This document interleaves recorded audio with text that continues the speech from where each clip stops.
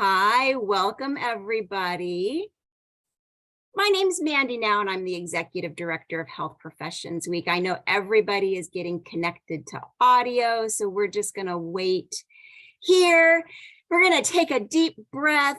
We're going to get ready to see if we can stump so many of you tonight. I look forward to seeing if we can tickle your brains a little bit tonight, and maybe get you guys to think outside of the box a little bit with our Guess Who panel tonight.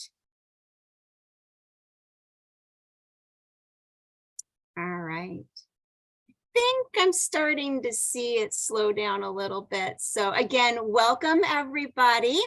My name's Mandy Nau, and again, I'm the Executive Director of Health Professions Week. We are so excited to have you join us tonight for our Guess Who panel. We have three really fantastic current students who are going to do their very best to stump you tonight.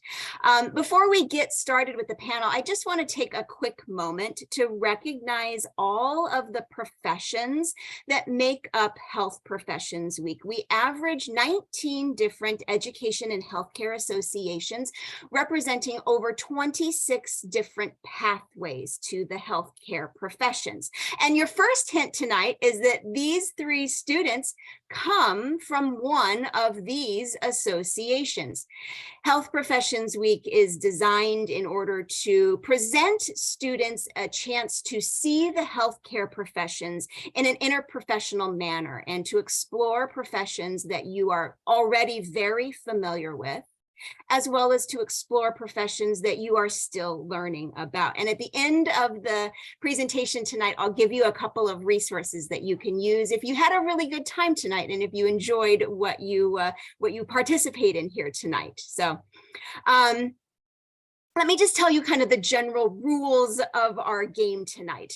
These three students are going to introduce themselves to you in just a moment. And normally, with a panel, we would jump right in and I would tell you just how cool and fantastic these students are and tell you everything about them. But that is not the way our game works. Our game is where they will be given 1 minute to describe their role without telling you who they actually are.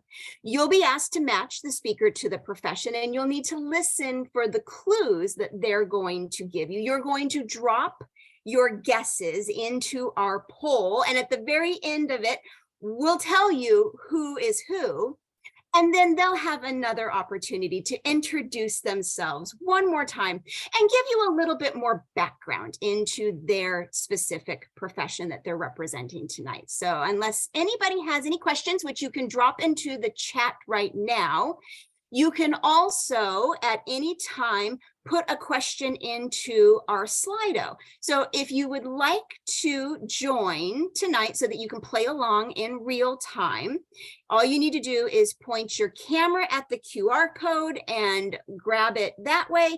If you're sitting at a stationary desk or you'd like to use your laptop, you can go to slido.com and put in this joining number. And so what we're going to do is we're going to test the Slido and make sure that we are able to see. Did everybody get that? I'm not seeing anybody joined. There we go. Okay, so we're starting to get folks joining. So let's see who is in our audience tonight. Oh, sophomores are leading the pack. Where are our seniors at? Seniors, come on, seniors in the house. Sophomores are still leading the pack. I like it. Do we not have any college students here with us tonight? Come on, be proud. Tell us that you are a college student. Seniors, you are creeping up a little bit, a little bit. Again, if you're just joining us, if you have a phone, you can point your camera at the QR code and you can jump into our Slido. If you're at a desktop or you'd rather join from a landline, sophomores are still. Come on, you guys, let's see who's in the house. Oh, juniors. Okay, I'm seeing it now. I'm seeing the juniors starting to take over the world here. You can also simply join at slido.com and you can dump that number into the active. It'll ask you, are you joining a Slido? You can put that number in and you'll be able to jump into our poll. So juniors have overtaken us tonight. Anybody else want to vote in our poll so we know who's here tonight? All right. Well, thank you for sharing and letting us know. Every time we do a poll, this QR code will come back up. And so you'll have another opportunity to jump in if you didn't join us right now. So, okay. So are you ready? Are you ready to see if you can guess? Maybe the next question is, would you like a hint? I showed you a very long list of health occupations and professions. Would you like a hint?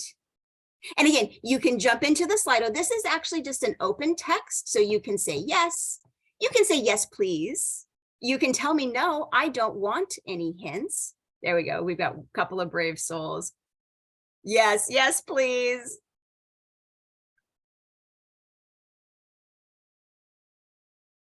I think hints make this a much more fun game because then you can be thinking about, yes, please. There we go.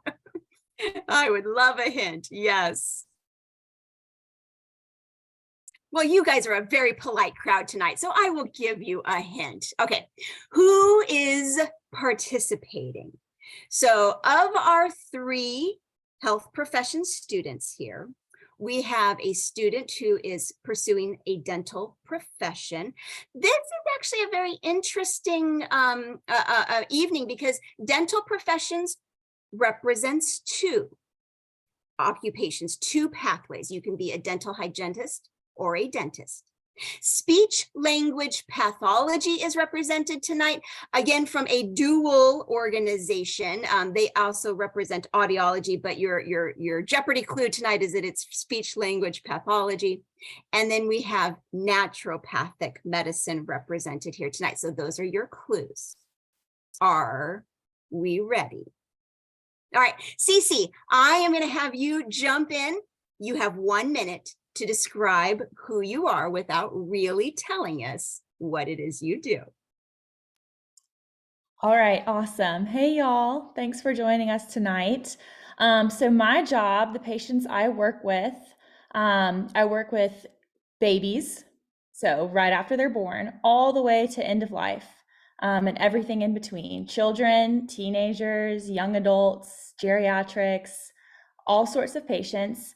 You can also find my job in a variety of settings. You can find me in a hospital. You can find me in a neonatal intensive care unit. You can find me in a nursing home. You could find me in a school or a private practice. And some other professions that I work very closely with are teachers. I work with radiologists, nutritionists, neurologists very closely, gastroenterologists, special educators, of different types of professions. Oh, Cece, that was a great clue. You did a great job. Thank you. Okay, Noah, I'm going to have you go next. Hey guys, thank y'all for joining us tonight. So I'll start off, just like Cece said, I see a number of patients. I see very young individuals as well as older individuals. I also work with something as hard as bones. Sometimes I will have to put people to sleep. Sometimes it feels like this profession is as hard as pulling a tooth, and I'm always in someone's mouth, always, somehow. Excellent clue. All right, Laura, bring us home. Can you see if you can get them to guess who you are? Hi, everyone. Thanks for being here. Okay, so my program is a 4-year degree program. I like to say I'm in the 21st grade, so I've been in school a long time. This program requires certain prerequisites like organic chemistry, biochemistry, physics, biology, psychology, are all examples, classes you have to take before getting into this program. On average, a patient visit takes about 1 hour. We typically work with patients in outpatient settings versus inside a hospital. We're trained to think about the patient as a whole person rather than an individual symptom. We work with patients of all ages. Excellent clues, you guys. I love it. Okay, let's see if you guys have stumped our group. Well, let's see. How come? Oh, here we go. Okay, so Shannon is a panelist who was not able to join us tonight. So just ignore the Shannon option at the bottom here. But who is the naturopathic medical student? Oh, we've got Laura in the lead. Cece is real. Okay, Cece's declining a little bit. Be strong in your convictions that you know who is who. And nobody's going to vote for Noah on this one. Okay. All right. Oh, yeah. Okay. Cece's making a comeback. Let's see. It's like the horse races here. It's very exciting. Oh, Cece is it's climbing. All right. Anybody else want to vote? So, oh, Cece is on the decline.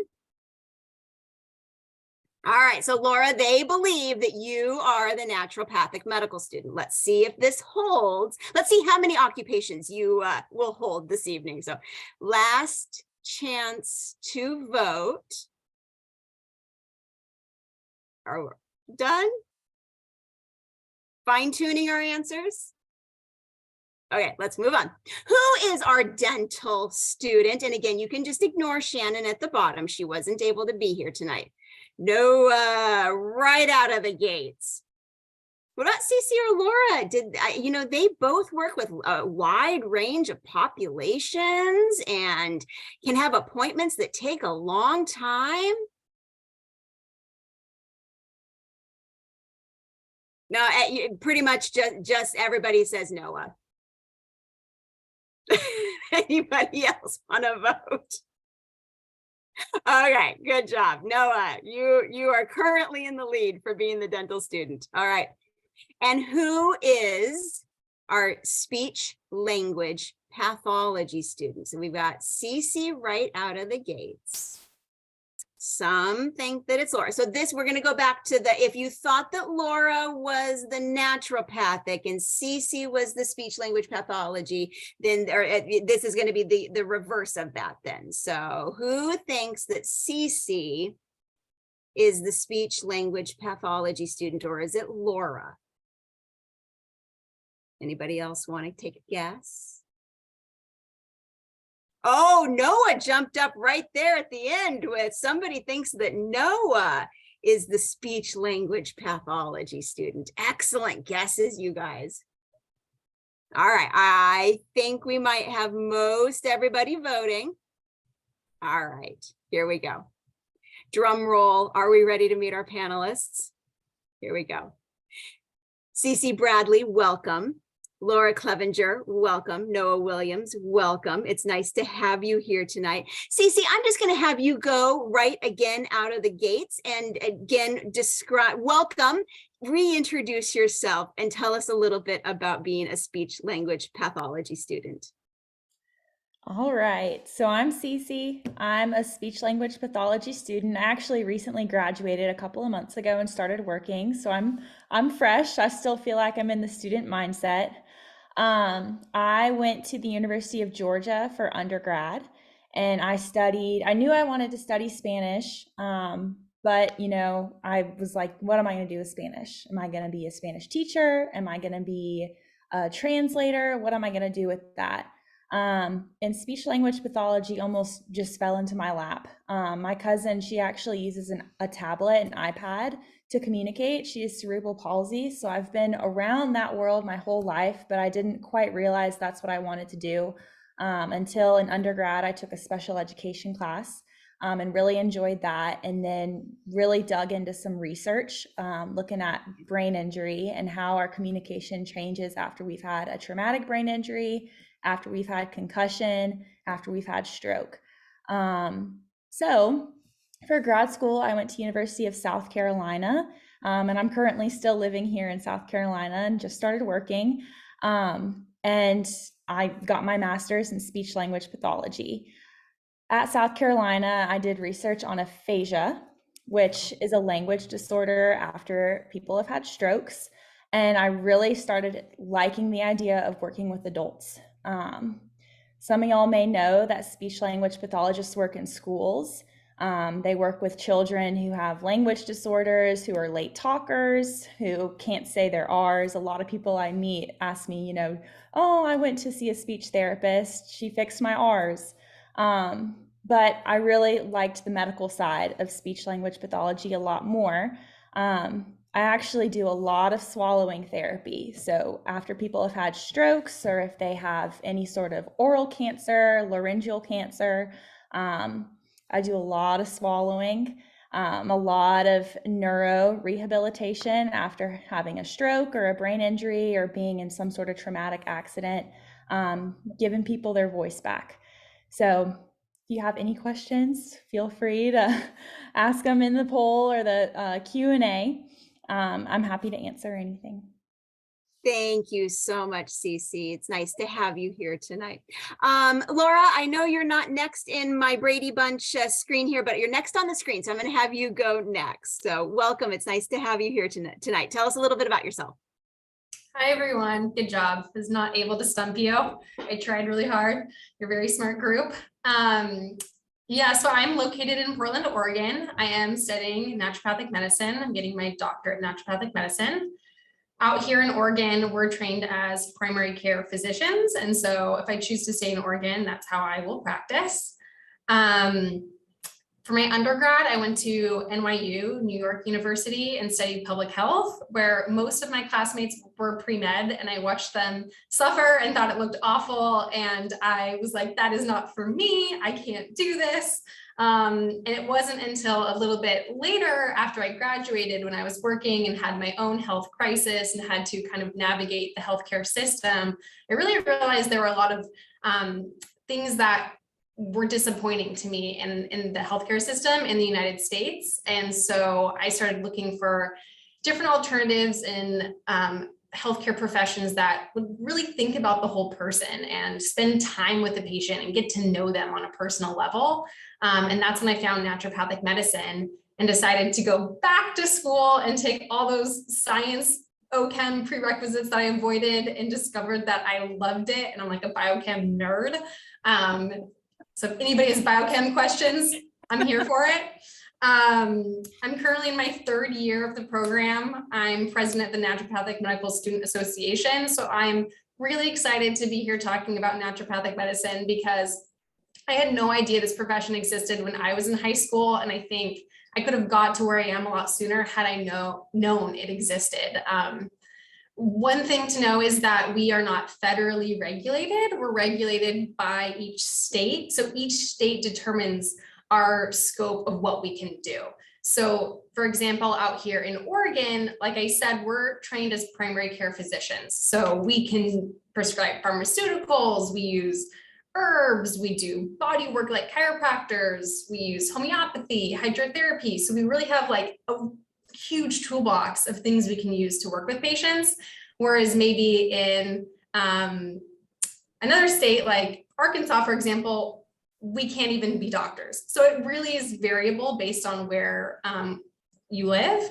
And that's something that our profession is working really hard right now to get more of a federal legislation, so we can get more people to naturopathic doctors and get some better care. Wonderful. That's a great pathway to talk about. So thank you, Laura, for being here.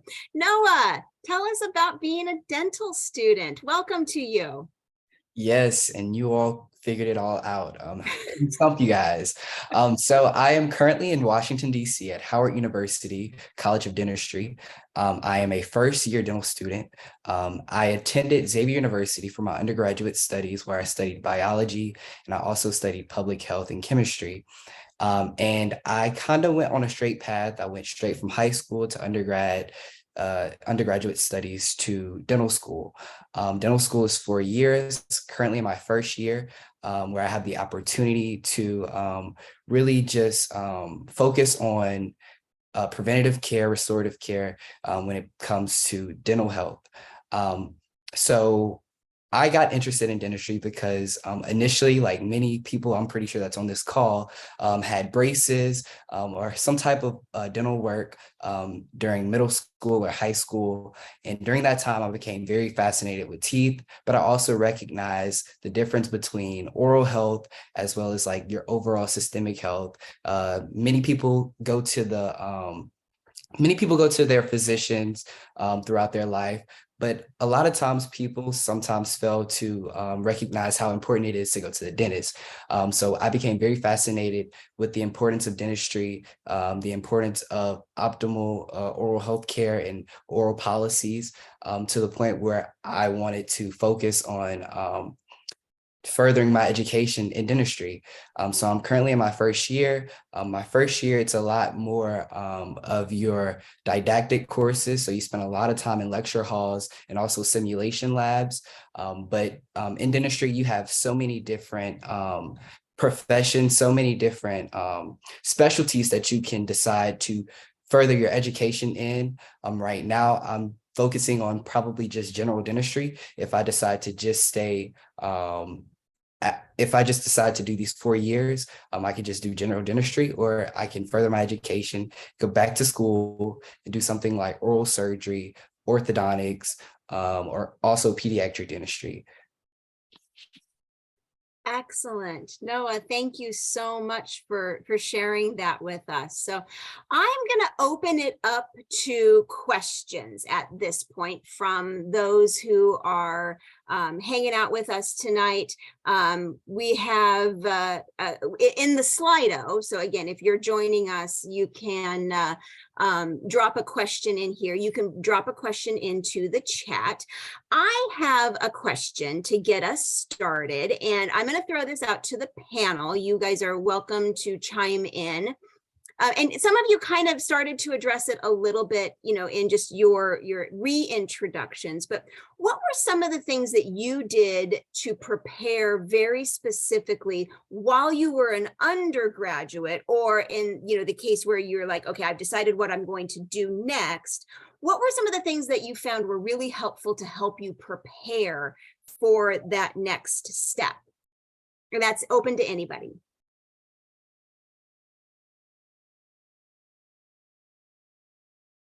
Did you shadow? Did you do research? Yeah, so I can go ahead. Oh, yeah, sorry. Go ahead. Okay. So while I was at NYU, I did get involved with research with NYU Medical. And I think that aspect, if you are interested in the health profession, is really beneficial. Just seeing how research operates, how it works, how you can read research papers, like getting involved in that side, I think is not only will help you in your future profession, because of how it makes you think, if that makes sense. Like if you learn how to critically think about research, then you can critically think when you're working with a patient. I think the mindset is very similar. But the other thing that I did before I went back to school, and also I wish I would have done this in undergrad as well, was I actually spent a lot of time on YouTube looking at medical students and how they study. And that sounds super nerdy, but that's what I spent the summer doing before I started medical school, because once you're an undergrad, and if you're going to some sort of like graduate or doctorate program after undergrad, the biggest factor, I think, in being successful is time management, right? Because you just have this fire hose of information coming at you in college and beyond that, and learning how to prioritize your time and study efficiently, I think, is what helps you be really successful. And so figuring out what those study techniques are for you that help you be really efficient, I think really are helping me be successful now. Cece, did you also want to chime in? Yeah, to piggyback off of that, excuse me. I did research in undergrad and in grad school, and I felt like it really helped guide me in my career and in my I guess schooling, understand what evidence-based practice is, and all of healthcare is driven by evidence-based practice, and being a part of creating that evidence-based was super important, and it looked great on applications. I know in high school that was something I was always really worried about. I also shadowed a lot. So like I mentioned earlier, speech therapy, you can be in about any kind of setting. You can work in a school, you can work in a hospital. And so I got exposure to all of those different types of settings to make sure this was really what I wanted to do. I could also add, so while I was in high school, I did a lot of shadowing because I couldn't decide if I wanted to go to medical school, if I wanted to go to dental school, but I did know I wanted to do something in the health profession. So I did a lot of shadowing. I used to shadow ENT doctors, otolaryngologists, and that's what kind of allowed me to pivot as if I wanted to go into that side of like looking in the oral cavity, or if I wanted to go into dentistry. And I found dentistry was more fitting for me. But also, once I got to college, I joined a lot of different organizations that I felt were that led to my career interest. So I joined like the Minority Association of Pre-Health Students. I'm also joined like the dental organization we had on campus as well, just to kind of expose myself to those different professions. And I also took a step further and did summer programs at different programs that allowed me to be exposed to different health career opportunities. So in case I still wanted to decide to go to nursing school or decide to go to medical school, I still was exposed to all those different professions.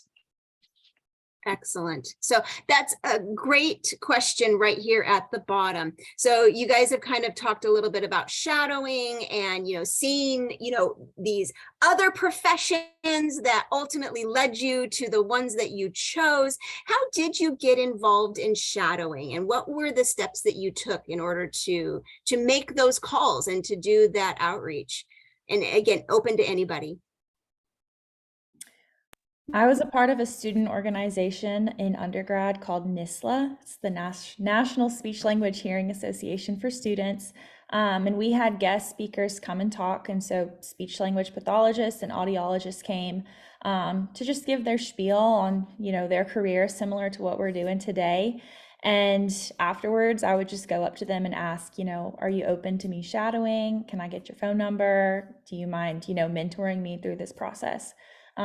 So, if your school has a association for students, professional association, that's one great way to get connected. Anybody else have a shadowing experience? So for me, I already had family members who worked in pretty much like the medical setting. So I just tried to get connected that way, but also like your pediatrician, you could start there, figure out if they are aware of any doctors in the area that you could possibly shadow. Also, I know back at home, I had an opportunity to go to our health clinic, where they would service more of like our underrepresented or underserved communities. And you would also have more of an opportunity to see you would be exposed to different patients and different things. But also in college, a lot of schools do have like organizations that could find those opportunities for you. And for me, I went to a school that is very big on like getting students in medical school and dental school. So they actually had a pre-med office for students, and they guided students and also connected them with dentists and doctors just in that area so that they could find different opportunities to shadow. Excellent. Thank you. Laura, I think you mentioned research, and there was a question here just a moment ago about research. And I was wondering maybe, and again, I think Cece, I know you mentioned research as well. But the question was, when you say research, do you mean just your own independent investigation into your career and the things that are going on in your profession? Or do you mean you got with a lab and you participated in research? Can you elaborate a little bit about what you mean by research?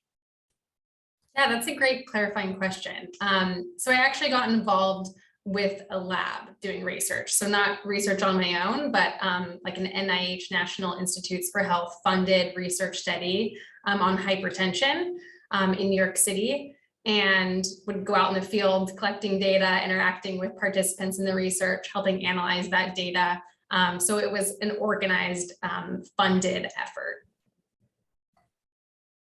And Cece, did I hear you say that you also did research while you were in undergrad and grad school, right? Yes, similar to Laura, it was an NIH funded project. I had a mentor who was a professor who was doing research on brain injury, traumatic brain injury and concussion in undergrad. And then I worked in the aphasia lab in grad school, which looked at, language disorder after stroke and the chronic stages. And that was also a funded lab. And I worked with a lot of people from my cohort. So these are, just to maybe wrap it all together for the audience, is once you arrived at your undergraduate institution, there were programs in place or opportunities where you could meet with faculty or medical physicians or dentists or folks who are already established in their research.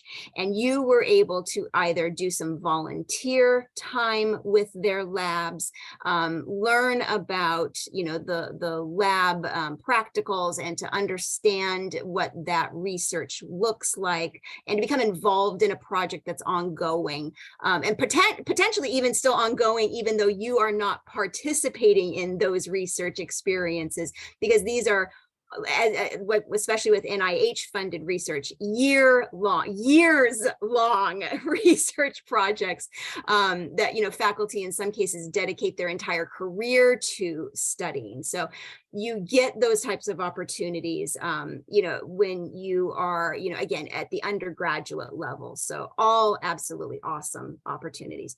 Noah, I'm going to have you kick this one off. I'm going to broaden the question because somebody had a question about the DAT, and all of you have probably taken a standardized exam or 2 or 3 in your lifetime. So the question was, what did you do to prepare for the DAT? But I'm going to say the SAT, the ACT, the DAT, the MCAT, the GRE, whichever standardized exam you may have had to prepare for. But Noah, I'm going to have you kick it off and tell us about the DAT. Yes, for sure. So just like any other standardized test, there comes stress. So with ACT, it's nerve-wracking. DAT is just as nerve-wracking. But the really good thing about it is that you can always retake these exams. So I took the DAT my junior year of undergraduate studies, and I actually had the opportunity to study during COVID. So while many people were stuck at home, bored, I was stuck at home studying. So it kind of worked out. I didn't have friends trying to get me to go out and spend time with them because it was COVID. So it was pretty beneficial in that way, but the DAT is still very difficult. However, it's still possible to do really well because I'm here and I'm also not the best standardized test taker.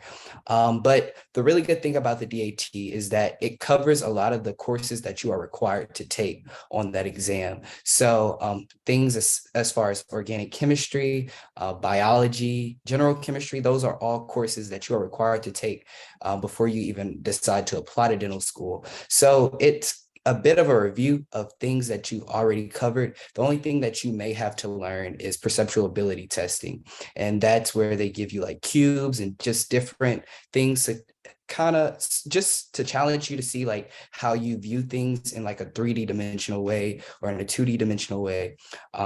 Just to challenge your perception, because in dentistry, things look different, depending on the way you look at it.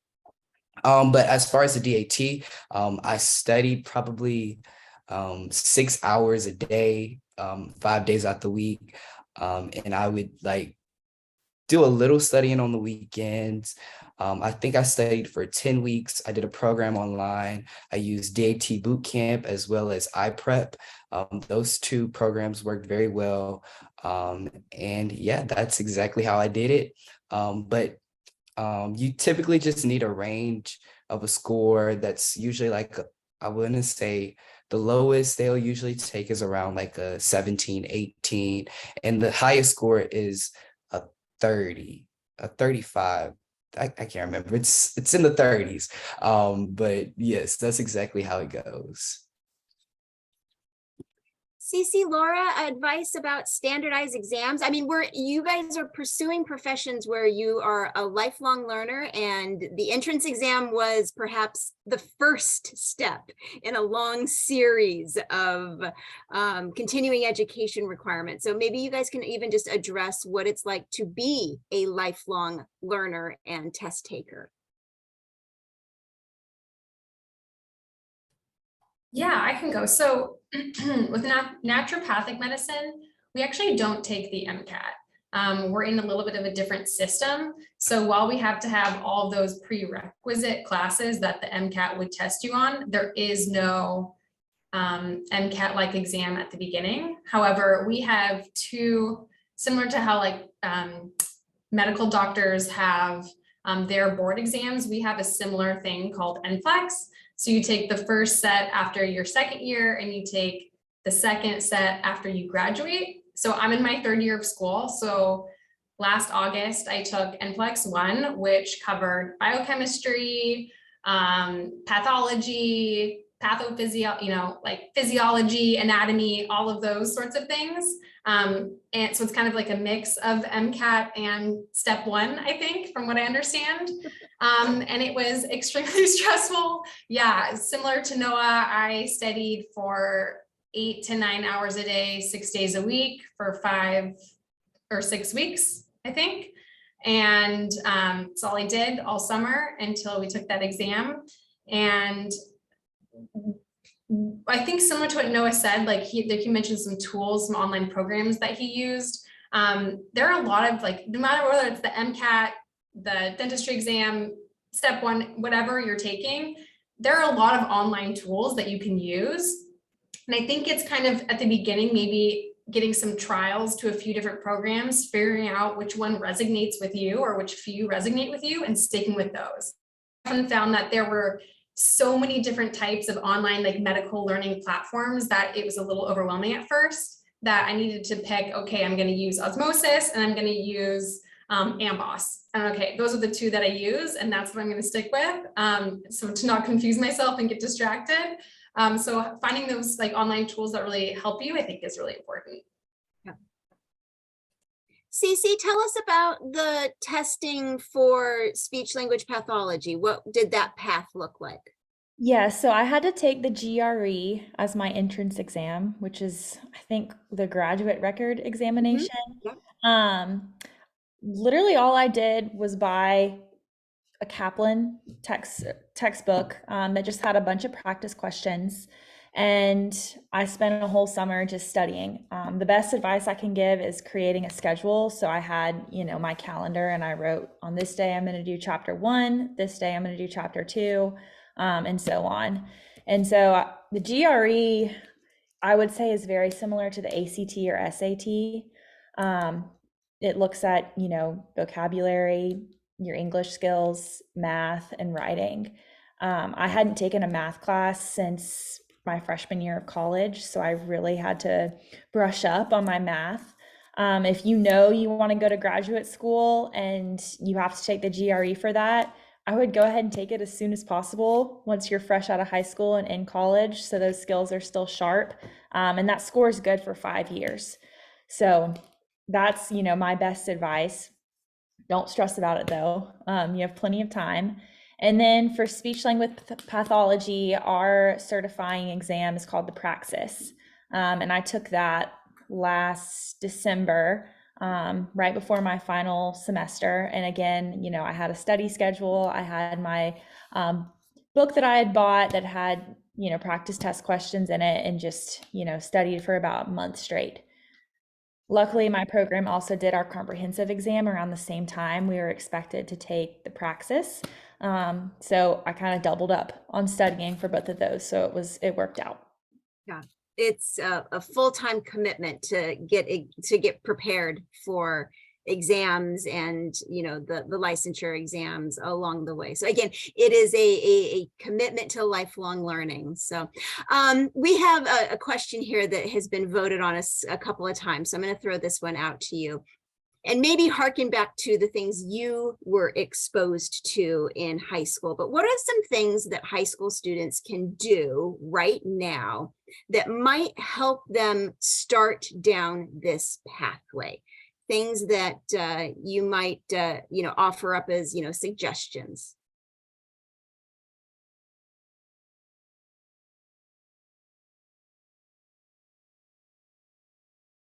Did any of you do any volunteer work in high What I was school? gonna say was, if you have time, I know high school students are super busy, but volunteering at your local hospital, volunteering at a nonprofit that resonates with you, that is medical or health related in some way, I think would be really beneficial and expose you to like a few different options.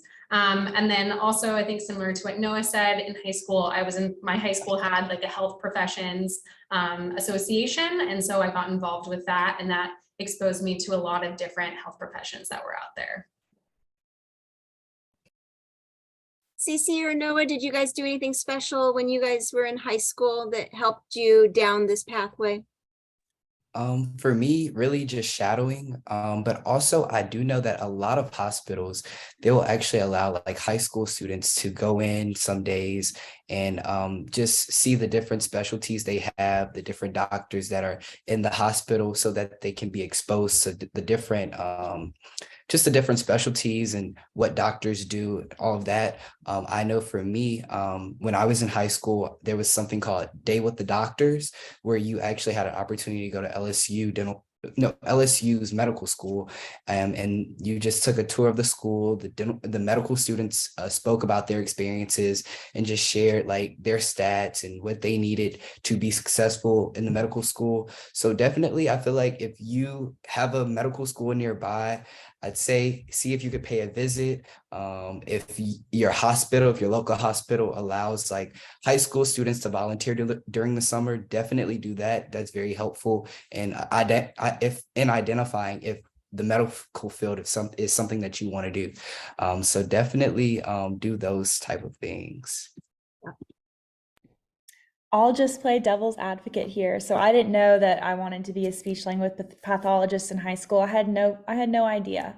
And so it's okay if you don't know. It's okay if you don't shadow. You're already juggling a lot as a high school student, trying to navigate.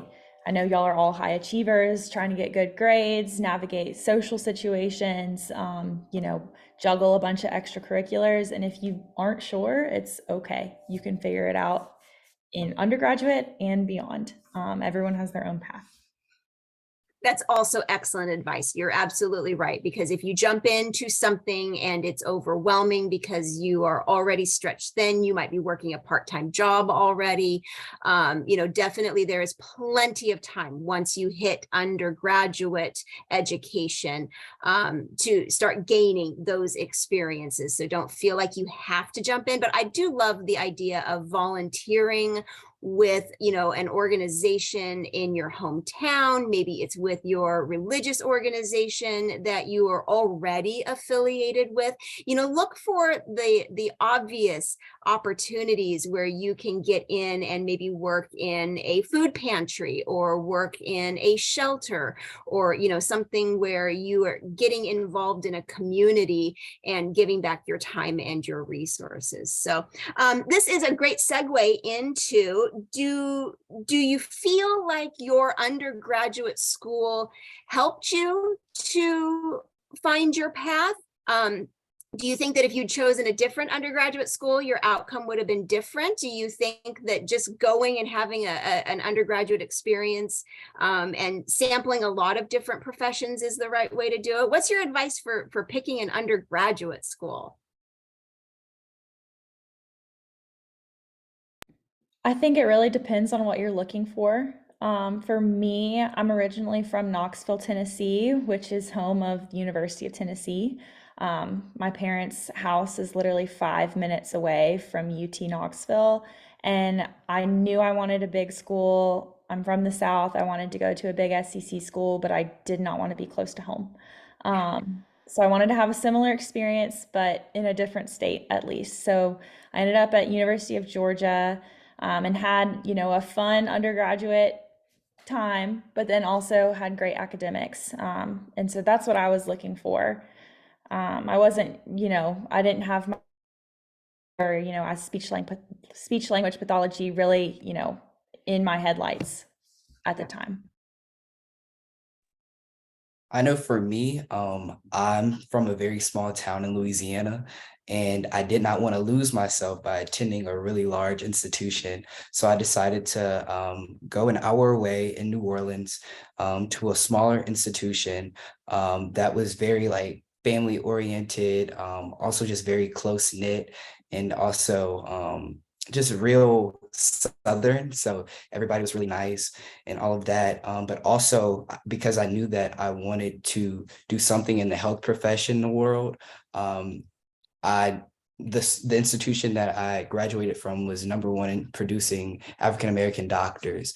So I knew that, okay, if I wanted to go to medical school, they would have the sources in order for me to excel and also get into medical school or dental school, or whatever it would be. And then also scholarships, depending on the schools that you apply to. If they offer scholarships, you definitely want to, sometimes you may want to take those opportunities because you are getting an education for less than, which you may pay if you decided to attend a school that does not offer you a scholarship or does not offer as much. So those are some of the factors that were most important to me.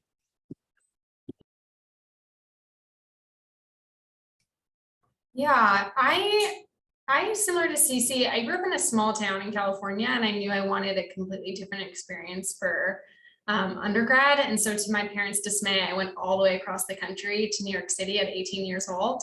I think they were very worried about me.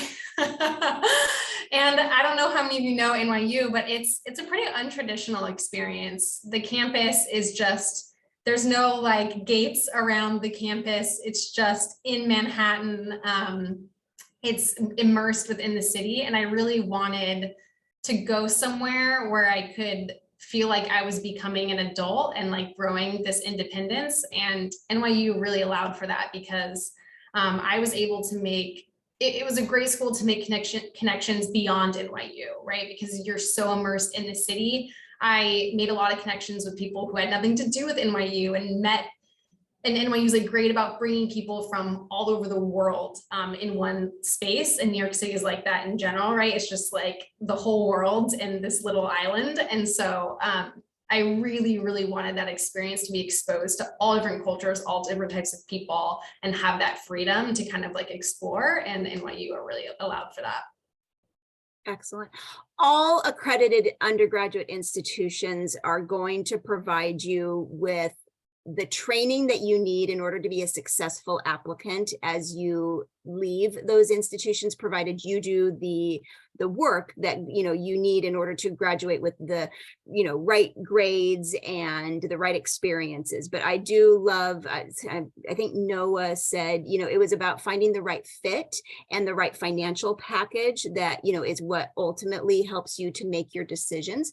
Let's segue right over with that kind of same conversation. There was a question about your major, and I know you guys have talked a little bit about prereqs. There's a question right now in here about running START, which is a high school program that a lot of students have access to, where they can go and get college credit while they're still high school students. So can any of you tackle the difference between prerequisites for your professions, your major, which is the bulk of what you study while you're an undergraduate student, and how some of those things, play into decisions that you make along the way? I know that was a very long question. Yes, I can add. So in undergrad, I studied biology. Now I studied biology because I knew that for at least for me, and as far as advising, the courses that I knew that I needed to take for dentistry or to go to dental school, those were put in that curriculum for biology majors. But I also was a chemistry minor, as well as a biology, as well as a public health minor. If I could go back, I probably would do public health because I really did enjoy those courses. But the only thing is a lot of times is if you aren't like a chemistry or a biology major or something that has a curriculum that's fit just for going to medical school or fit just for going to dental school, you sometimes have to advocate for yourself when it comes to advising. You have to allow your advisors to know like, hey, I need this course in order to apply to medical school, or I need this course in order to, be well prepared for the DAT or something like that. So it just depends on what battle you're willing to take. Or would you prefer to, I guess, if biology isn't necessarily your most interest, or you aren't most interested in biology, I would definitely say go with whatever you're interested in and just advocate for yourself to make sure that you take those courses that you need. I give that answer a big thumbs up. Yes, I love that answer. Thank you. Cece, Laura, I think Cece came off of mute. She wants to add to that. Yeah, so I had a different experience. I mentioned I majored in Spanish, which, a lot of the prereqs that I needed for speech pathology school were not in my Spanish major. It wasn't built in. With a lot of majors, you end up taking general education courses, usually as like a freshman or sophomore. And so I used those courses that went apart with my, Spanish degree to fill those prereqs for grad school. I think for speech pathology, you need like a biology credit, a physics credit, and maybe an English credit. You don't need a ton for speech language pathology, because a lot of programs have those built in. A lot of grad programs have those built in already. So, I majored in something that I was passionate about and really liked, but I'm not really using it in my career now, and I don't really need it to be a speech therapist. Laura, did you want to add anything about majors and prereqs and the difference and choice? Yeah, I really agree with both, what Cece and Noah said. I think choosing something that just really interests you is really important, and just become best friends with your academic advisor in college, and they will help you figure out what you need. And advocating for yourself, like Noah said, if that major that you choose doesn't exactly align with, pre-health major would. If I could advocate for public health a little bit, since public health and public policy were my major and minor, I think having that background before going into a health profession that's very like patient individual focused really allows me to understand like the system that I'm working in, and having that broader picture, I think actually really does help me when I'm working with individuals. And having, like the whole vision of the whole funnel of the system in the United States, I think is really helpful. And also, as Noah said, just a really enjoyable major. Yeah, I want to advocate for most of the healthcare professions that HPW represents, there is no correct major. And on all of my 20 plus years of being in and around, these academic programs, I have seen religion majors be successful. I have seen communication majors be successful. I've seen engineering majors. I've seen folks go back and be career changers after, a very wonderful and, lucrative career in the financial industry. It really comes down to your preparation for prerequisite courses, and those can be obtained in running START programs. So again, high school students taking college level courses, absolutely. That can be accomplished in a traditional biology or chemistry major, kind of like what Noah did, a more traditional route. That can be accomplished after you've done a wonderful, Spanish major and then decided, oh, wait a minute, I need to go back and do either through what programs called post-baccalaureate programs or full-on graduate master's level programs, where you can get the appropriate training for your specific pathway, so that you can then be successful on an entrance exam, or in the completing the prerequisites in order to be a successful applicant. So I think a lot of it is just exploring what your options are. I think a lot of it is having a roadmap so that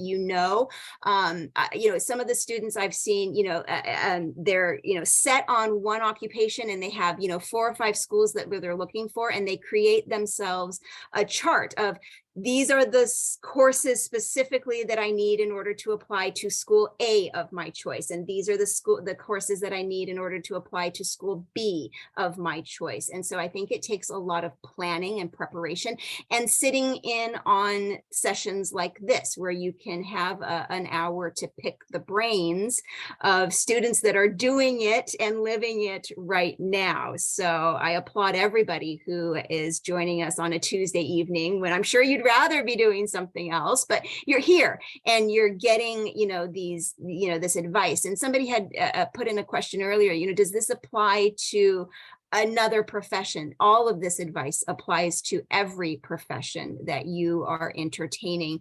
I like to say, from the health professions perspective, from optometry to podiatry and everything in between, all of this is great advice for you to take away with you tonight. I'm going to ask the last question before we turn it back over to our partners at NSHSS and say thank you for hosting us tonight. And this goes out to the whole panel, if you had one piece of advice that you could give to your younger self sitting in high school, what would you tell yourself? And Cece, because I've called on you all night long to go first, you go first. I would say don't stress and enjoy where you are right now. I think when I was in high school, I was very stressed about my future and what it would look like and what I would do, because I had no idea. I wish that I enjoyed the moment a lot more, and enjoyed being in high school, and enjoyed, the little things. Great advice. Noah, how about you? I would say don't compare yourself to others. I know for me, while I was in high school, my freshman year, I wanted to be a teacher. My sophomore year, I wanted to be a lawyer. My junior year, I wanted to be a teacher. It was always something different. And I had classmates who were like, well, I'm going to be a doctor. And, it was just very difficult for me to kind of see where I was going to be, especially being an African-American man. It was just very difficult to see where I would end up landing. But yeah, don't compare yourself, enjoy the journey, and continue to learn as much as you can. And that's how you're going to figure out exactly where you should be, and what exactly is your calling in life. Mm-hmm. Laura, bring us home. Yeah, this kind of, I think, encompasses both of those awesome pieces of advice, which is just, I'm a big runner. And so I am constantly reminding myself one step at a time. Like, it is so easy to get overwhelmed with thinking about, I need to get all the way to this point over here. And I just, one step at a time, one day at a time, don't forget to have fun. Excellent advice. Thank you so much, you guys, for all of that amazing advice. For our audience tonight, I want to give you guys a quick invitation.